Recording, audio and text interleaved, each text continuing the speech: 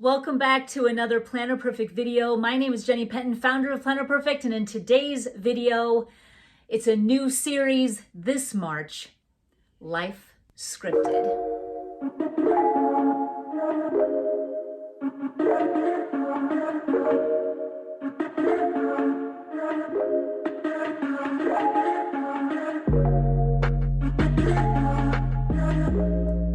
Welcome back. This is the first video from the 4-part series of Life Scripted.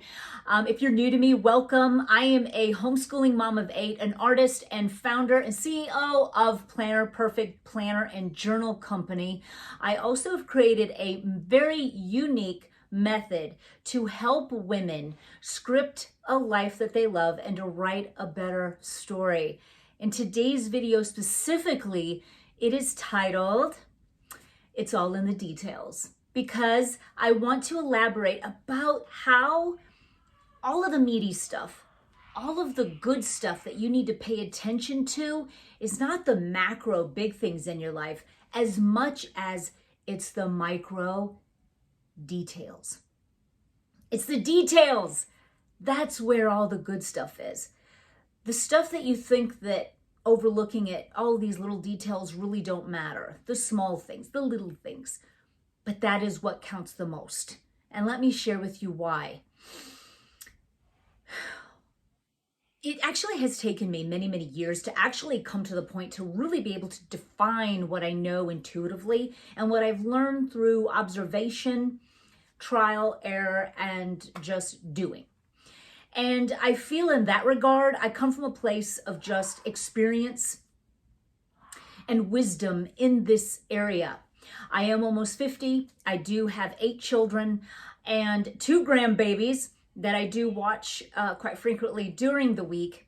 And throughout this time have been able to grow a profitable business to help inspire women to live their best life.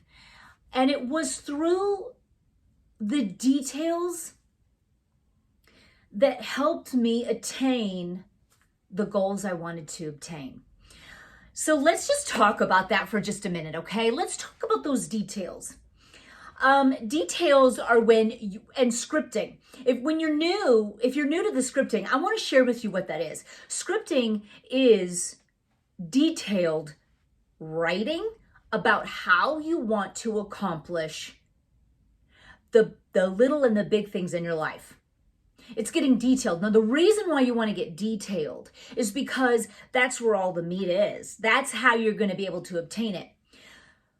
The reason why, and if you didn't know, I'm not a proponent and a big, huge advocate for the to-do list, because a lot of women live by to-do lists alone, which by doing that takes what you need to do and takes it out of the whole of your life and creates almost like this separate cyclone of what you've got to get done, which really kind of makes you feel either or. If you're able to get some of these things done, you're feeling like, and you're putting such a big, huge halo around something that you've been able to accomplish off of it, and you're putting such big praises around such thing. Or it can really create with this depression because you can't get anything done and the scroll is virtually endless, how it is for everyone. I want to coach women into taking this to-do list and reformatting it in a way of where it's integrated into the whole of you, because when you are using the Planner Perfect method, you are using, and it is more of a holistic view of your life. I coined that after going to a functional medicine doctor who, when talking about my life, was wanting to find out about all of me. Wanted to find out how I slept, where my stressors are, how many children I've had, how do I take care of myself, what do I eat, what do I drink. It's that kind of look into my life. And then she could better assess why things were going the way they were, how we can change some things in my environment and how I'm living, and then how to attack and to help fix anything that might be going wrong. Well, I then got to thinking, that is exactly what Planner Perfect's method is. The method is virtually and is a holistic, functional way of looking at your life, because it is demanding you to take a look at your life because of the mere fact that it's a blank page. There are no small little prompts. There's no small squares to only fit a to-do list. There is no, you're going to do this here, and timetables that break you up into time slots.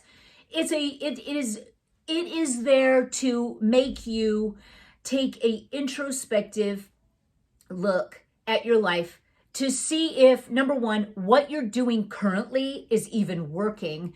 If you want to continue on with what you're doing, because a lot of times when we're in this mode of just either following what we've always done, following just a to-do list, we never take the time to look introspectively at the things that we're doing and how our lives are to even see if it's working. We just think that, we yield to it. Like, well, this is my lot, I've got to do it. And then we just complain our way through life.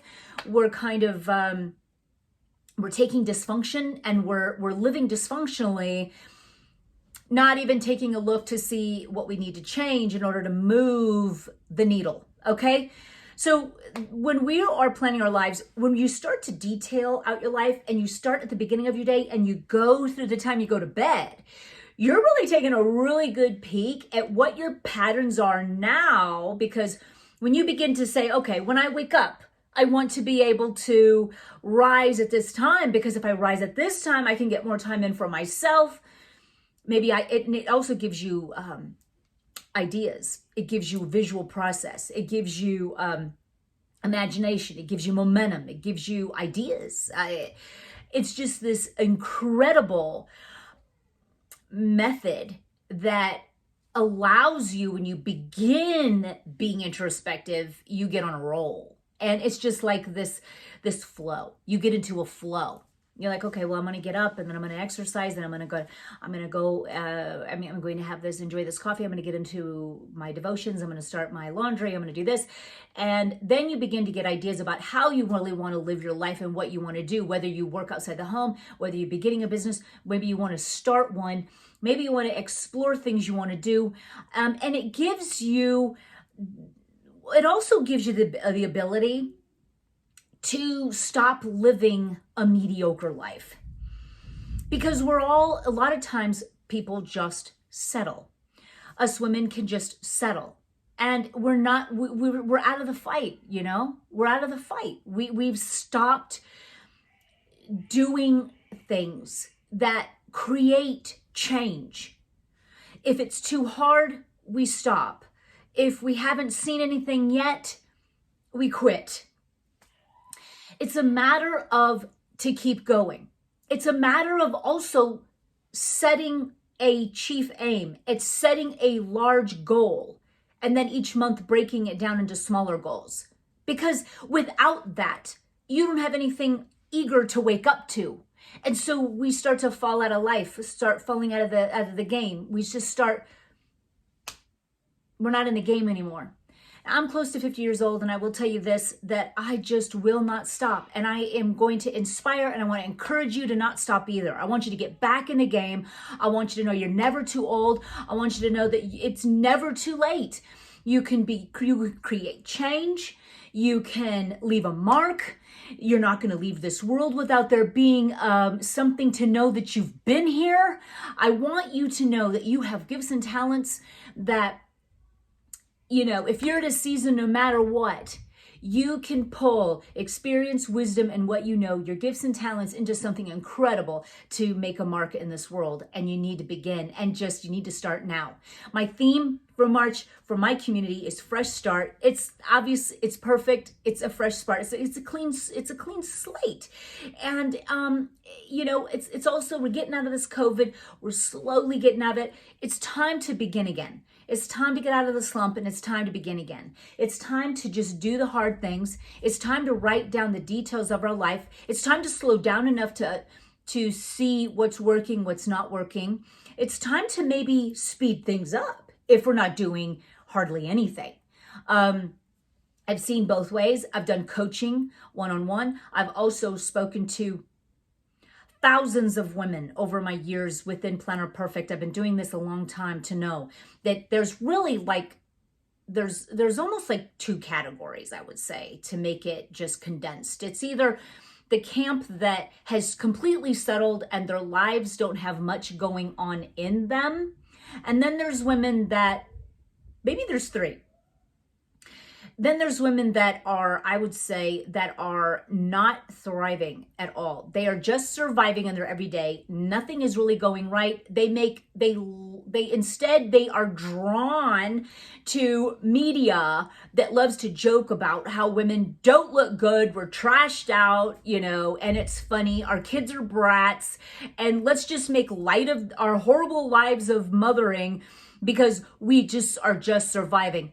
Then you've got ones that are just so busy that you are not slowed down enough to where you might even have regrets, where you're so busy that you're not introspective at all. You're just go, go, go. And you're not taking a look and slowing down enough to make sure that what you are doing is 100% rather than doing a billion things at only half what you got. I want you girls to be just balanced. And I shared this in my community before. My word personally for me for the year is balanced. I've been balanced in a lot of areas of my life, but unbalanced in others. And I'd have to say one of the things I usually can stay steady on, and I can always tell when I'm not, is my life and the things I control within my realm of my life, which my home, my business, and babies, children, homeschooling, all of that. I can always tell when there's kind of a tilt. And I've heard different leaders may say, there is no such thing as a balanced life. I guess it all depends, because for me, you have to know your priorities, and your priorities have to stay in place first. And I believe that those priorities might differ a little bit from woman to woman. However, I would say that if you keep God first and your family second, then everything else falls into place. So the only time you're going to get out of whack and out of balance is if you are just trying to do and balance all of these plates and God and your family is just someone there where you're also trying to juggle. Rather, if you know your priorities and you have set priorities, then nothing else really is going to matter as much, because they will fall into place. And that is how it has happened with me all of the time. I may get eager to start my day if I wake up early and I'm just like, I just got to get going. And so I always stop and nowadays, and I'm like, no, God first. And then, my children, they're first. And when I do that, everything else just really locks in. And you feel good when you're doing your other things because you have put them and set them as a priority. Because I feel like when you get your priorities out of whack, that's when you become chronically stressed, because women aren't putting their priorities there. And so then you have this low level chronic stress, which is a disease maker, that where you're trying to balance all of these things. You got all these hats and you're balancing all these things, and yet nobody, and you aren't even coming from a place of overflow. So you've neglected yourself as well. And so that makes everything out of whack, and you've got a low grade, like, I wish I was paying attention to them, but well, someone's got to do this, and then, I've got to do this over here, and I got to do this, and then you're just nuts. Number one, you do need to put God in your family, and then you're there. You actually got to put you even before your family. So it's God, you, and then your family. Because if you don't come from an overflow, then you've got nothing to give to your family. So I'm going to back that up and make sure that you get there right under God and then your family. So I always make sure, for an example, when I start really detailing out my days, it's where I am really taking care of me. Like, how am I cared for? And that includes what my personal goals are. And it's important that you know what those are, no matter the season. If you're a mother, if you're a grandmother, if you're someone with no kids, listen, this is a broad scope here. This is a broad place, okay? But no matter what, it's going to be God and then you. Because in order to be able to serve other people, help other people, you do need to care for yourself. So if you work for someone else, you still need to care for yourself first. If you're working for yourself, you still need to take care of yourself before you can serve others. If you are, and virtually what that, to me, what that means is that you are getting time into your routine in the morning where you're getting some exercise in and you're taking care of yourself. When you do that, you're ready.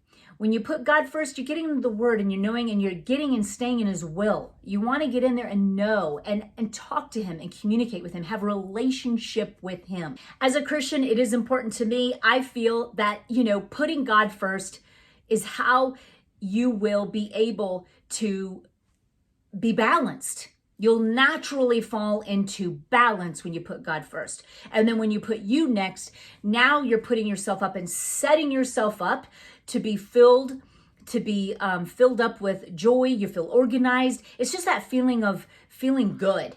You feel good. You're not coming from a place of already just knee-jerk responses. I'm already stressed. I don't ever have time for myself. And that's the woman that's not taking care of herself.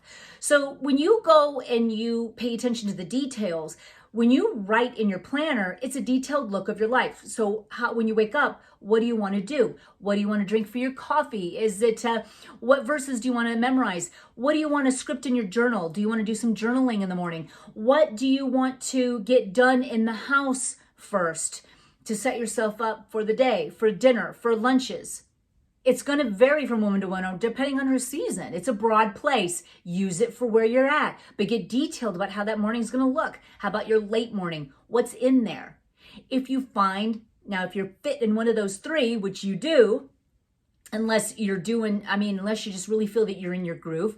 Either if you don't have anything going on, then you're going to want this kind of state will create a flow for you to be finding ideas that you can do. Create a bucket list. Create some things that you'd like to try and begin to implement them. In the monthly goal pages, get detailed and drop down some ideas in those goals of things you want to try. Maybe you want to try baking from scratch. Maybe you want to try creating a starter. Shout out to me and Anna. We started a baking show. If you have not seen that, you're going to want to. I'll leave you a card there. But I really have always encouraged women to begin to love their kitchens and to really get good at mastering the fundamentals and getting back to basics when it comes to cooking and caring for our families with food. Okay. Maybe you want to start that. Maybe you want to crochet. Maybe you want to knit. Maybe you want to start a garden. Maybe you've never done a garden, but you want to begin getting down to basics, doing a garden, canning food, eating organically. It's just getting a fresh look at your life and what you want to add, what books you want to read. Maybe you want to go back to college. Maybe you want to learn something new and you want to learn to study it. Get a stack of books and say, this month I'm going to read 2. Just think about what you're wanting and begin to do this. Maybe you need a vacation. These are just ideas. Your month goals can handle those for you. Get detailed underneath about when you want to accomplish it, why you're doing it, what you expect to get out of it. Those are the details that matter. The details and also the kind of details I'm talking about is when you go to serve your family, serve your spouse, anyone that you're close to, even for yourself, the details matter. When I go to have a big, huge baking day, I light a candle. I make sure the kitchen's prepped and ready for me. Those details matter. Why? Because it sets the tone. It sets the stage for what's about to happen. When it's time for dinner, I have children get into the practice of helping me set the table, laying down everything we need to eat and make it feel inspiring and a beautiful place. Life is beautiful. You want to set the stage to live a beautiful life. My mom brought up something about how the Old Testament, Leviticus in particular, was talking about so many different things that God wanted Moses and Aaron, how he wanted everything to be with their robes and the bells at the bottom and the bowls and the rituals and how everything looked and how it was to be. We really kind of translated it together as though God is in the details. God's very detailed in how he wanted things to be and what he wanted to have done and how he wanted it to look. And it's kind of like in our lives, we want to care about those details. We don't want to just night after night after night not care about our dinners, not care about how it looks, and we're just always eating on paper plates and utensils, or we're sitting in the family room, or we're, And you know, whether you think that way or not, or if it's conscious to you or not, those kind of things create like this disconnect, because I think we're designed to be around and surrounded by beauty. So like subconsciously we can kind of just be edgy, not feeling right, something's wrong, you're not your best self, you're not happy. And those things, when you don't pay attention to the details, are really the core of it, is that you're not paying attention to creating an atmosphere of beauty around you and living your life as God wanted you to be, looking at it, being it, and creating it. So create a beautiful atmosphere for dinner. It's not just for special occasions. Every day is special when it's a dinner time, where you surround around the table that a lot of families have lost, where you get back around the table. Springtime is a great time to introduce change. Quarterly is the most amazing time. It changes in nature and it can change in your life, where it's like, okay, it's springtime. It's time to strip off the sheets, the flannel sheets, and get on the cotton crisp ones. It's time to sweep the floors and get off the buffalo plaid and get out the floral pillows. It's time to feather dust off all of the flowers that are ferns, and it's time to put out the beautiful hydrangea, magnolias, and tulips. It's time to really just freshen up, restart, regroup. What are the meals going to be like? Every segment of your life, clothing, wardrobe, get rid of some old, move them in the back, fresh, beautiful, pinks, whites, blacks are classic. It's time to really just get into the details of your life. Get into your drawers and what underwears, what does your panties look like? Are they just holed up and used up and you're not even inspired by when you get on your undergarments? Take a look at those. Get rid of the old. Get into the new. Get some new ones. Feel fresh and clean and crisp and delicious for the new season. What about your bras? When's the last time you looked at those, huh? Look at me in the eyes. When's the last time you looked at your bras? How do they look? You're going to want to freshen up yourself. You're going to want to make sure you feel good, even if you don't have anyone, a spouse, who's going to care about it, even if it's just you. You feel good on the inside. When you feel good, when you just are taking care of yourself and you're feeling good, even if no one can see it, because it's all about how you're feeling. You said that's the beauty of it all. So it's those little things. It's cleaning up the home. It's taking care of the bedding. It's folding the laundry. It's stacking them beautifully in the closet, because details matter. That's where the detail, nothing like everywhere you go, you see beauty. And that goes for your home. Freshen up your makeup. Freshen up your hair. Freshen up your toenails. Freshen up your nails. Freshen up everything. Fresh teas, fresh meals, things from scratch. Pasta primaveras means spring. I mean, get out the good stuff, because that's what life is. Life is to be enjoyed every single day. God is in the details. God wants to see how you handle the details. Are you barely making it? Are you just surviving? Because it's those little things. It's looking at your child in the eyes, because you're focused in the moment and you can focus on them, because you've really you've got your life running. You know who you are. You know where you're going. You've got things spread out. You're not trying to do a giant to-do list in one day so you can tick it off and feel artificially good. You've got your life spaced so that the little things can get attention too. So you can pay attention to the details. You're not too fast. You're not too slow. You're balanced. You're balanced. When you're balanced, you can look at your child or your grandchild in the eyes and know that you're there, fully paying attention. When you are balanced, you can look at your spouse in the eyes and you can sit back. You can just laugh and have a good time together, have real conversation together, spend time having coffee, having a good time. You're focused. You don't have your mind elsewhere. It's in the moment, because everything that you know, what's going on, is spaced and beautifully placed. If you are in the details, that's where you're scripting. You're scripting the details, because then the details you get flow. When you get flow and you get the details, your subconscious mind, it's a psychological approach. Your subconscious mind takes note. Now you're motivated from within to accomplish the tasks at hand. You are living your best life. You are on your way. You are standing firm even in a valley, maybe even at this time, you feel like you need to put your life on hold because your life sucks. Maybe you feel like you're in the hardest time of your life. Stand strong and know that God is in control and you will get to the other side. Fill yourself with inspiration, get into the word, stand on the hope and the faith to know that God has the timing for you and you will reach to the other side. You will get there. Now is the harvest time. Now is the time where you will be able to reap the fruits of standing strong. You're still in the game. You haven't given up the fight. You're going, you're caring about things, even when you don't see conditions that, even if conditions seem to contradict what you're wanting, you're still going to serve, care for you, and you're going to keep going. You're in the fight. You're going. You're still doing. Even if you aren't completely feeling like you've like you haven't been in the right place at the right time for a long time, you're going to get, now's the time. You're going to restart. You're going to get into the game. You're going to get back at it. You're going to not give up on your dreams. You're going to go for it. It's never too late.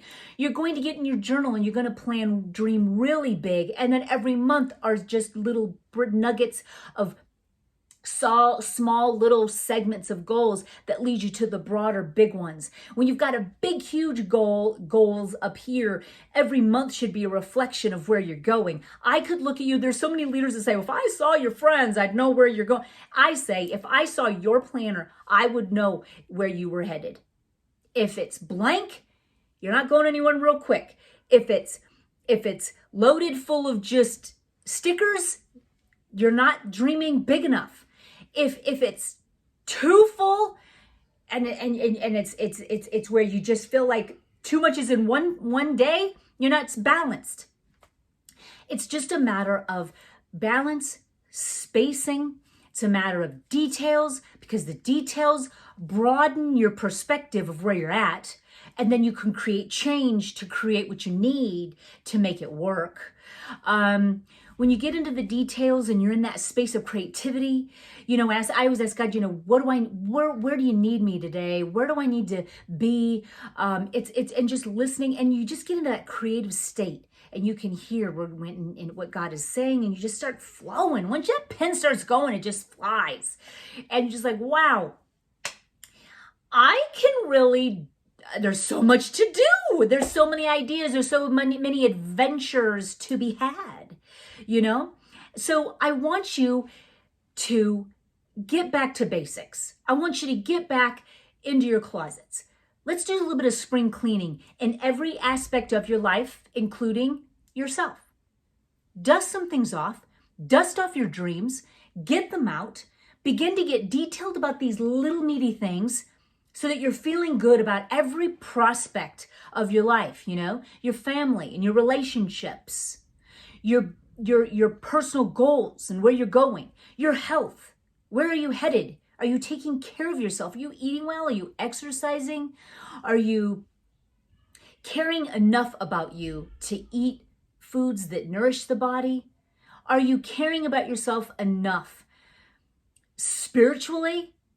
You got to have a spiritual part where you're caring for yourself and your needs spiritually.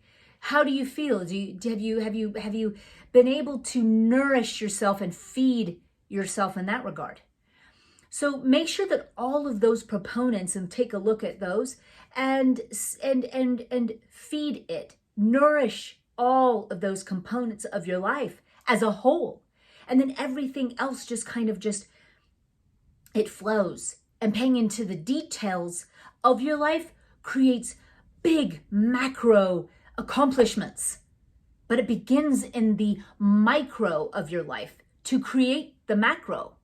Because everyone just starts going for the big stuff and neglects the details.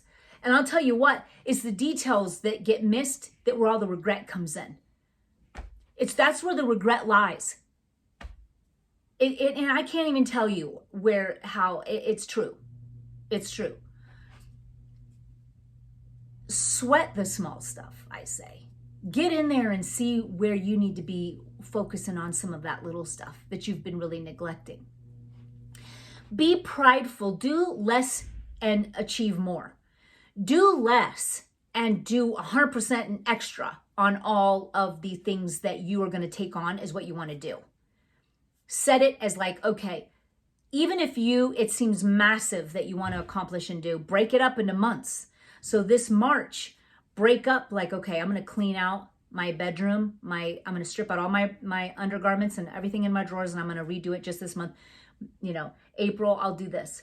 You got to think like that and get into those details, but begin into the details, because it's those things that matter most. It's those details. And when you take care of those details, you're ready for more. You're ready for more.